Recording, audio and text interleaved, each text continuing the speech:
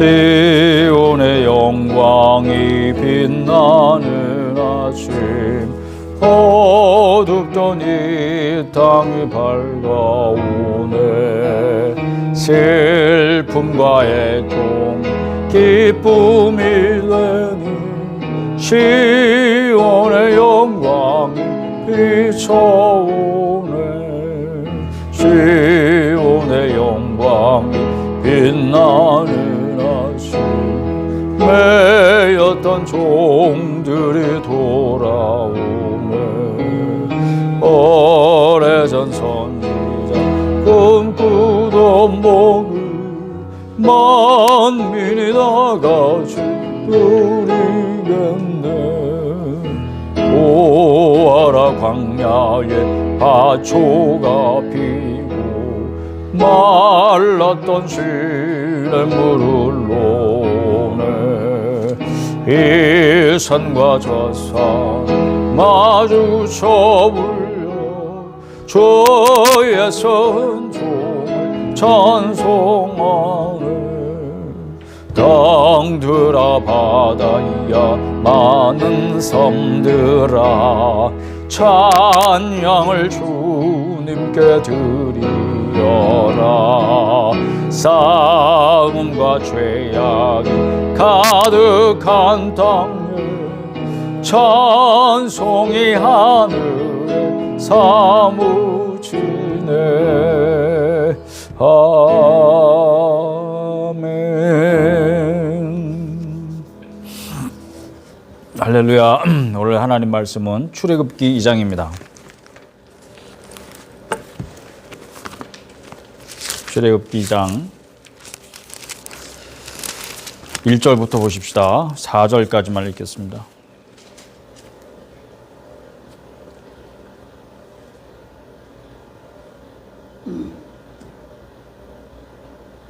자, 우리 한 목소리 읽읍시다. 출애굽기 2장 1절에서부터 4절까지 시작.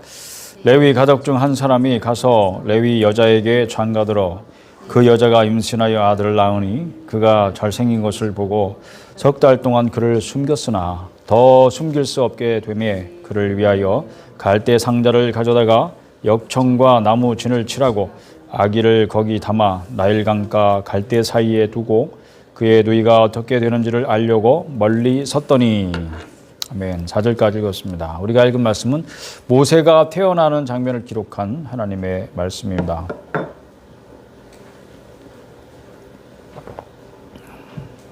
모세가 태어났을 때를 우리 같이 한번 생각해 보십시다. 남자아이가 살 수 있는 환경이 아니었습니다. 바로의 명령은 사내아이가 태어나면 바로 죽이라. 딸이 태어나면 살려두고 사내아이가 태어나면 다 죽이라 하는 명령이 내려진 그런 상태였습니다. 법이죠. 명령을 어기면 안 됩니다. 그러나 히브리서 11장 23절에 보면 그 부모가 모세를 살려두고 몰래 키운 것을 믿음의 행위로 인정하고 있습니다. 그러니까 그 아이를 키운 것도 믿음으로 한 일이다 이 말이죠. 모세는 사내 아이로서는 생존이 가능하지 않은 때에 태어났습니다. 살 수 있는 환경이 아닌데 살았다는 것 자체가 기적이죠. 그러니까 목숨을 건짐을 받은 거예요. 더 이상 숨겨서 키울 수 없는 때가 되자 부모님은 갈대 상자를 만들어서 그 아기를 담아 나일강에 띄웠습니다. 하나님께서 그 생명을 돌보심을 믿고 맡기는 거죠. 이게 자포자기하거나 버리는 게 아니고 어떻게 되나 보자 하고 계속 지켜보고 있었잖아요. 그것은 뭐냐면 하나님께 그 아이의 생명을 맡기는 행위였던 거죠. 그것도 믿음의 행위라고 보는 거예요. 자포자기하는 것이 아니고.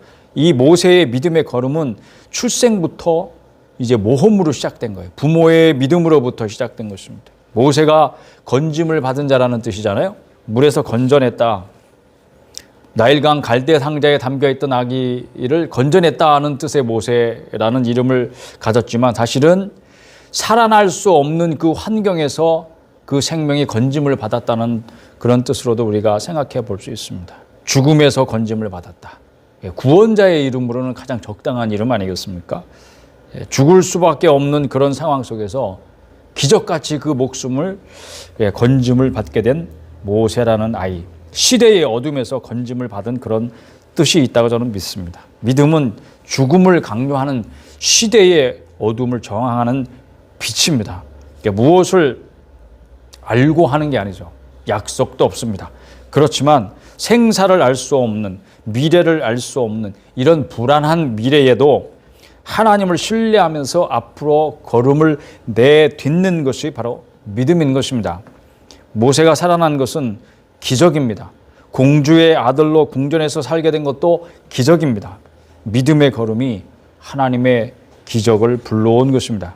우리는 한 걸음 한 걸음 이렇게 내디딜 뿐이지만 알 수 없어도 한 걸음 내딛고, 불안해도 한 걸음 내딛고, 칠흑 같은 어둠 속이어도 한 걸음 내딛고, 이렇게 한 걸음 내디딜 뿐이지만 하나님은 이미 앞서가시면서 길을 내시고 무슨 일을 어떻게 하실지 알고 계십니다. 그분이 바로 우리의 하나님이신 줄로 믿습니다. 송구영 신제배 설교를 다시 기억해 보십시다. 우리 하나님께 과거와 미래와 현재를 맡기는 법에 대해서 얘기했습니다. 여러분 벌써 기억 안 나시죠? 하루 이틀 지났으니까. 근데 그 순서에 한번 유의해 보십시오. 제가 어떤 순서로 말을 했는지. 제일 먼저요, 과거를 말했습니다. 과거, 지나간 과거. 어떻게 할 수 없으니까. 그렇지만 그게 내 발목을 잡는 경우가 많이 있습니다. 과거의 상처 때문에 지금도 어려움을 겪고 그 삶이 피폐해지는 사람 얼마나 많은 사람들 보게 됩니까? 그러니까 과거가 이미 지나간 거다? 떠나간 거다? 그렇지 않아요. 많은 사람들이 실제로는 과거를 살고 있단 말이죠. 그러니까 이것에 대해서도 하나님의 돌보심이 정말 필요합니다. 맡겨야 돼요. 그래서 의탁 이렇게 말씀드렸습니다. 과거에 대해서는 어떻게 해요? 의탁, 맡겨버려라. 맡긴다. 두 번째는요, 미래에 대해서 말씀드렸습니다. 알 수도 없죠. 길도 없는 미래입니다. 칠흑 같은 어둠 속에 있는 것과 마찬가지입니다. 무엇을 해야 될지, 뭐가 더 좋은 건지, 그리고 결과가 어떻게 될지 우리는 알 수 없습니다. 미래에 대해서 알 수 없는 것이 하나님 작정하신 거래요. 그런데 많은 사람들이 알고 싶어 해요. 왜 그렇죠? 불안하니까 그렇죠. 걱정이 있으니까 그렇죠. 그러니까 사람들은 그렇게 알 수 없고 불안해하는 것에 대해서 뭔가 결정하는 것을 두려워해요. 주저해요. 그리고 그런 것을 싫어하죠. 그래서 알고 싶어 합니다. 이런 사람의 호기심이 무엇을 불러일으키는가? 사이비, 가짜, 무당, 점치는 사람을 불러일으키는 거죠. 그 사람들이 말이 옳은 말일까요? 옳지 않습니다. 다 거짓말이에요. 왜냐하면 하나님께서 장래일을 알 수 없게 하셨다고 분명히 말씀하시는데 그것을 못 믿는 사람들이 알고 싶어하고 그런 알고 싶어하는 수요가 있으니까 점술가들이라는 공급이 있는 거예요. 수요와 공급에 대해서 말씀을 드렸습니다. 그러니까 어떻게 해야 돼? 이것도 결국은 돈의 논리예요. 돈의 논리. 이 시장 경제의 논리고 세상에 돌아가는 이치가 그렇다 말이죠. 미래에 대해서는 어떻게 해야 됩니까?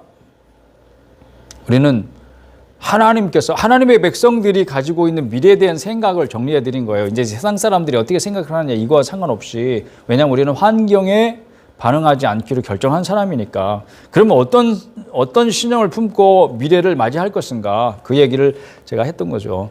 하나님께서 앞서가시면서 길을 만드신다고 약속하십니다. 그 약속을 어떻게 해야 됩니까? 우리는 믿어야 합니다. 그리고 또 뭘 믿을까요? 그 길이 내가 선택하고 내가 만들어내려고 애쓰는 그 어떤 길보다도 더 어떻게 해요? 더 좋은 길이라는 것을 믿어야 된다는 거예요. 이 두 가지 믿음. 신뢰해야 됩니다. 그래서 신뢰죠. 미래에 대해서는. 그리고 마지막 세 번째로 말씀드렸던 것이 현재입니다. 현재. 과거를 먼저 말씀드렸습니다. 과거를 어떻게 하라고요? 맡기고. 미래를 두 번째 말씀드렸습니다. 미래에 대해서 어떻게 하라고요? 신뢰하고. 과거를 맡기고 미래를 신뢰하면 그 다음에 현재는 어떻게 해야 됩니까? 평안입니다. 평안. 과거에 대해서 맡겨버려. 더 이상 내 발목을 잡지 못하게 하나님께서 내 과거에 대해서 처리해 주신다고. 그걸 돌봐주신다고요. 그리고 미래는 어둡지만 알 수 없지만 하나님이 길을 만들고 계신다고요.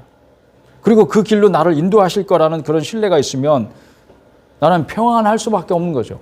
평안은 그래서 내게 주시는 하나님의 복이고, 하나님의 선물 가운데 가장 중요한 선물이에요. 그런데 만일 이렇게 생각해 봐요. 여러분이 지금 평안을 놓치고 있다. 평안하지 않아 나는. 그렇다면 뭘 놓치고 있겠습니까? 걱정하고 있는 거죠. 걱정하고 있다면 그게 뭐냐? 하나님께 신뢰를 범하는 거예요. 하나님께 대한 불신이에요. 그럼 평안을 이룰 수밖에 없죠. 현재는 그래서 우리의 평안을 빼앗으려고 하는 그런 장애물들이 항상 있습니다. 왜냐하면 그 장애물은 사실은 뭐예요? 크게 나눠서 두 가지죠. 하나는 의심이죠. 하나님이 과연 내 길을 만드신다고? 지금까지 내가 알 수가 없는 그런 생활을 살아왔던 사람들은 의심할 수밖에 없어요. 그 하나님이 만드신 길에 대한 어떤 선명한 인도하심을 받은 적이 없는 사람들은 의심이 자꾸 드는 거죠. 하나님 만드신다고? 하나님이 말씀하신다고? 하나님의 음성을 들을 수 있다고? 하나님이 인도하심을 받을 수 있다고? 도대체 그 길이라는 게 뭐야? 인도하심 못 받아본 사람들은 자꾸 의심이 일어나죠. 그리고 두 번째로 자연스럽게 나오는 게 걱정입니다. 걱정. 아유, 어떻게 해야 되나 이럴 때. 예? 인도하심을 못 받으면 어떻게 하죠? 걱정. 그 길이 내가 원했던 것이 아니면 어떻게 하죠? 걱정. 의심과 걱정. 이게 주로 장애물이에요. 그러나 그 배후에는 뭐가 있나? 어둠의 세력들이 항상 있음을 기억해야 됩니다. 그러니까 현재 나의 평안을 빼앗으려고 하는 자들이 분명히 있어요. 그 평안을 빼앗을 때 우리의 삶이 어떻게 되겠는가? 우리의 원수인 마귀는 그것을 분명히 알고 있습니다. 그래서 지금 우리는 힘써 해야 할 일이 무엇이냐? 눈에 보이지 않는 싸움이지만 나의 평안을 빼앗으려고 하는 어떤 자들과도 싸워야 됩니다. 이 싸움에서 반드시 물러서지 마시고 승리하시기를 축복합니다. 그리고 그 싸움이 있음을 반드시 기억하시길 바랍니다. 내가 지금 평안하지 않은 분들은 잘 기억해 봐요. 내가 어디서 놓쳤나? 무엇 때문에 평안을 놓쳤나? 평안은 내가 만들어내는 게 아니에요. 상황이 좋아가지고 생겨나는 것들이 아니에요. 저절로 생겨나는 게 아니에요. 평안은 저절로 생겨나는 법이 없습니다. 그거는 하나님이 주시는 선물이니까 하나님이 주시지 않으면 평안이 있을 수 없고, 그리고 내가 하나님이 주신 평안을 잃어버리면 평안할 수 없는 거죠. 둘 중에 어느 거예요, 여러분? 여러분 자신의 상황을 잘 점검을 해보세요. 둘 중에 하나일 것입니다. 그럼 왜 현재가 중요한가? 제가 제일 중요하니까 현재를 제일 나중에 말했다고 지금 말씀드리려고 하는 거예요. 과거에 대해서 생각을 정리하고, 자, 봐봐요. 그 다음에 이제 미래에 대해서 생각을 정리했잖아요. 그럼 과거에 대한 생각과 미래에 대한 생각이 분명히 정리되면 어떻게 되냐면 내 현재라고 하는 이 생활에 이 두 가지 생각이 반영이 될 수밖에 없어요. 그럼 지금 내가 어떻게 살아야 될 것인가를 내가 결정할 수 있다고 하는 거죠. 케이스 바이 케이스, 이런 상황엔 이렇게 대처하고 저런 상황에 저렇게 대처하고 그런 게 아니고 하나의 삶의 원리가 딱 생겨버린다는 이야기죠. 그럼 결국 우리가 결정할 수 있는 것은 뭐냐? 과거에 대해서 우리가 무슨 어떤 결정할 수 있습니까? 없습니다. 미래에 대해서 우리가 뭘 할 수 있습니까? 없습니다. 우리가 현재에 대해서만 결정할 수 있는 거예요. 그러니까 어떻게 결정하겠습니까? 저는 말씀을 통해서 오늘 여러분에게 도전하고 싶습니다. 나는 믿음의 걸음을 뚜벅뚜벅 걸어갈 것이다. 과거로 돌아가지 않을 것이다. 주저앉지도 않고 멈추지도 않을 것이다. 이런 거죠. 나는 갈 바를 알지 못하고 나아가겠다. 그게 오늘 우리의 결정이어야 하고, 그렇게 결정하는 것이 믿음의 걸음이고, 결국 현재 오늘 이 순간 내게 어떤 상황이 주어지든지 간에 가운데에서 우리는 믿음의 걸음을 한 걸음 내디딜 수 있는 것입니다. 사랑하는 여러분이요, 항상 우리가 한 해를 마무리하고 그리고 새해를 맞이할 때 늘 하는 것 중에 하나가 바로 그런 거죠. 생각을 정리하고 계획을 세우고, 이게 뭐 구체적으로 막 디테일하게 않을지라도 새해에는 뭘 해야지 하는 것, 그런 것들을 뭘로 바꾸라 그랬습니까? 제가 기도 제목으로 바꾸라고 말씀드린 거죠. 그래서 새해 신년 감사 주일 예배 시간에 특별히 자신의 새해의 소원을 기도 제목으로 담아서 하나님 앞에 신년 감사 주일 헌금 드릴 때 보다 기도 제목을 같이 쓰라는 이유가 바로 그런 거예요. 여러분, 생각 없이 살면 안 돼. 맡긴다고 하는 것이 생각 없이 산다는 것을 뜻하지 않아요. 우리가 생각 없이 사는 것을 하나님께서 기뻐하시지도 않고 생각이 있어야 될 거 아니에요. 무슨 생각을 할까? 나는 어떻게 하면 빨리 죽어버릴까? 나는 어떻게 하면 확 망해버릴까? 이런 생각하면서 사는 사람은 없을 거 아니에요. 어떻게 해야 내가 더 잘 살까? 내가 어떻게 해야 행복할까? 다 그런 생각을 하는 거죠. 여러분들이 그런 생각하는데 그런 생각이 정말 삶의 원리를 가지고 생각할 때에 이제 풀어질 거라는 거죠. 하나님께서 은혜를 주시고 또 우리에게 주신 바 그 말씀의 빛을 통하여서 우리가 갈 길이 분명히 보여지고 말씀을 통해서 하나님께서 우리를 만나 주시잖아요. 어두움 가운데 비치신 하나님께서 우리의 삶을 비추면 얼마나 좋겠습니까?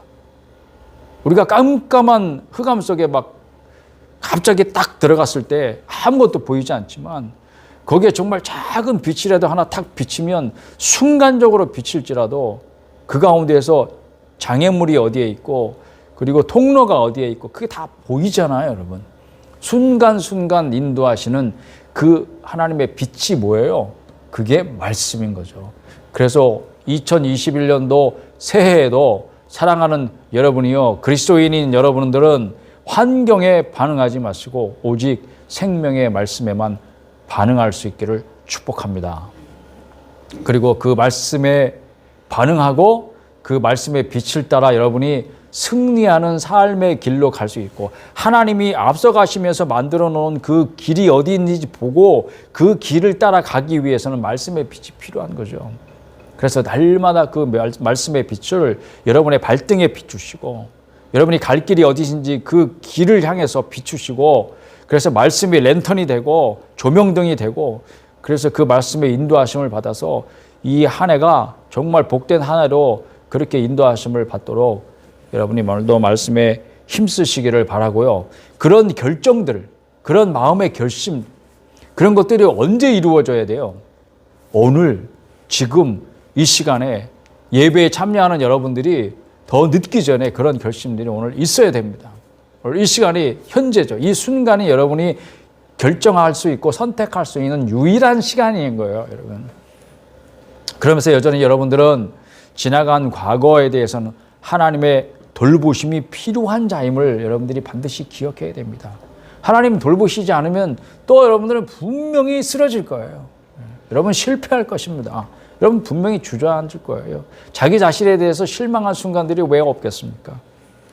그럴 때라도 반드시 하나님이 돌보심이 있습니다. 그래서 그것이 내가 쓰러질지언정, 내가 실패할지언정, 나의 약점이 드러날지언정 그것이 내가 믿음의 걸음을 앞으로 걸어 나가는데 장애물이 되지 않게 하나님이 하실 것입니다. 왜냐하면 하나님이 돌보시니까. 그런 돌보심에 자꾸 맡기는 그런 일이 필요한 거예요. 하나님 맡겨드립니다. 그러면 내가 창피스러운 일들을 저질렀을지라도 이것 때문에 낙심해서 주저앉은 그런 상황이 벌어질지라도 그것을 털어내고 정리해버릴 수 있습니다. 그리고 또 일어서서 믿음의 걸음 한 걸음 전진할 수 있습니다. 우린 전진해야 됩니다. 전진 안 하면 어떻게 될 건데요? 하나님이 길을 보여주셨어도 길을 만들어 주셨어도 그 길로 조금도 한 걸음도 나아갈 수가 없는 것입니다. 하나님이 길을 만들어 주신다는 게 무슨 뜻이게요? 우리 보고 가라는 거잖아요. 그 길을 가라는 거잖아요. 그게 갈 수 있는 방법은 하나님 나 가만히 누워 있을 테니까 하나님이 밥도 떠먹여 주시고 물도 먹여 주시고 그리고 질질 끌어다가 하나님 원하신 것에 데려다 주세요. 이건 아니라는 거죠, 여러분. 그래서 하나님이 힘도 주시고 길도 만드시고 그 길도 빛을 통해서 보여주시고 자 여기다 이렇게 보여주시는 이유가 뭐겠어요? 네 발로 일어서라. 그리고 걸어가라. 이런 뜻인 거죠. 사랑하는 여러분, 나는 믿음의 걸음을 오늘도 뚜벅뚜벅 앞으로 걸어갈 것이다. 뒤로 물러가지 않을 것이다. 오늘 이 자리에 멈추지도 않을 것이다.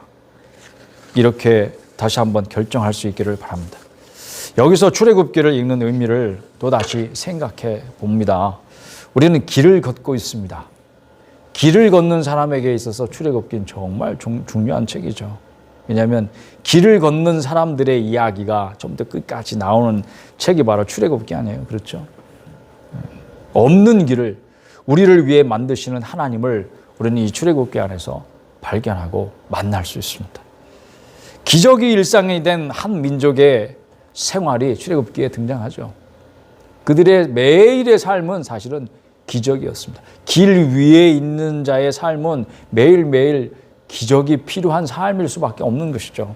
그런데 그런 기적이 일상이 된 한 민족의 이야기를 출애굽기에서 만나잖아요. 기적을 행하시는 하나님, 그 하나님이 우리의 하나님이신 줄로 믿습니다.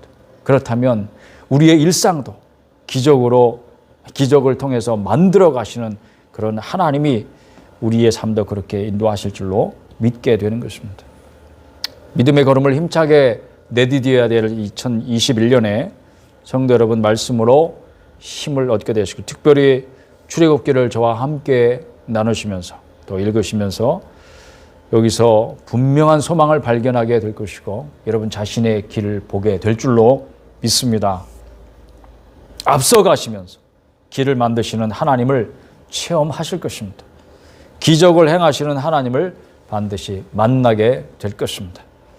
한 사람이 갈 바를 알지 못하고 믿음의 걸음을 내디딜 때 한 가정이 믿음으로 세워지고 그를 통하여서 한 민족이 세워진 그런 역사를 우리가 이 책을 통해서 보는 것처럼 여러분 한 사람의 믿음의 걸음이 오늘 2021년도에도 여러분의 가정이 믿음으로 세워지는 그런 역사의 첫 출발점이 되고 여러분 가정의 복의 근원이 될 것이며 또 이 민족과 이 나라의 미래에 복이 되기를 다시 한번 주님의 이름으로 축복합니다. 모아오신 아버지, 또 말씀으로 사랑하는 자녀들 권면하시니 감사합니다.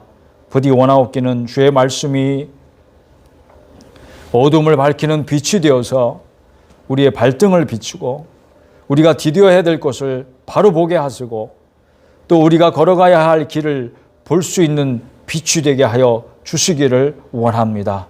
오늘도 환경에 반응하지 않고 환경에 지배당하지 않고 우리의 평안을 빼앗으려는 모든 어둠의 세력과 대항하고 싸워서 반드시 승리하는 삶 가운데 주님 동행하시고 힘을 주시고 길이 되어주시고 길을 비춰주시고 앞서 행하시는 하나님의 구름 기둥과 불 기둥이 올 한 해 사랑하는 성도들, 사랑하는 믿음의 가정들을 인도하시는 귀한 역사가 있게 하여 주옵소서. 거룩하신 예수님의 이름으로 기도드리옵나이다. 아멘. 585장 봉헌 찬송, 585장 찬송 하시겠습니다. 그 찬송 하신 다음에 제가 본기도 드리고 축도함으로 신년 감사주일 예배 마치도록 하겠습니다. 585장 찬송입니다.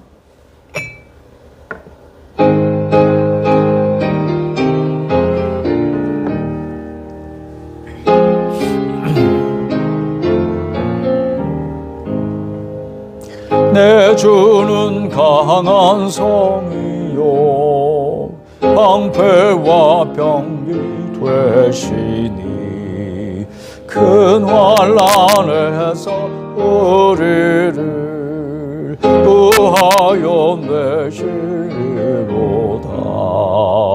옛 원수 마귀는 이때도 힘을 써 모략과 권세로 무기를 삼으니 천하에 누가 당하랴.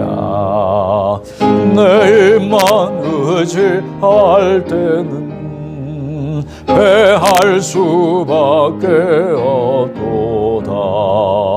힘 있는 장수 나와서 날 대신하여 싸우네.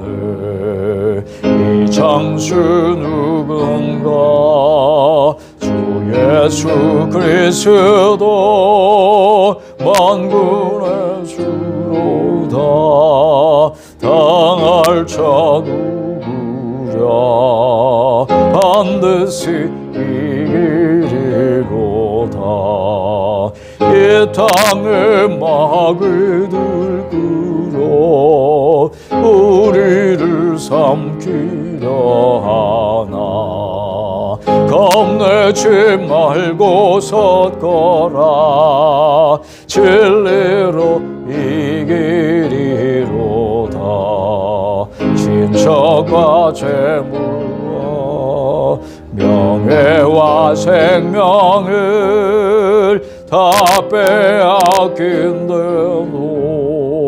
진리는 살아서 그 나라 영원하리라.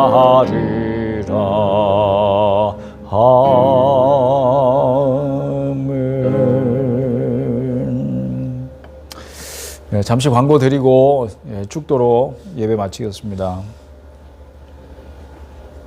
오늘 신년감사 주일 기도 제목 이야기 좀 전에 드렸지만 기도 제목을 저희 이메일이나 카카오톡으로 보내주시면 제가 함께 기도하도록 하겠습니다. 여러분 생각하는 것이 중요하죠.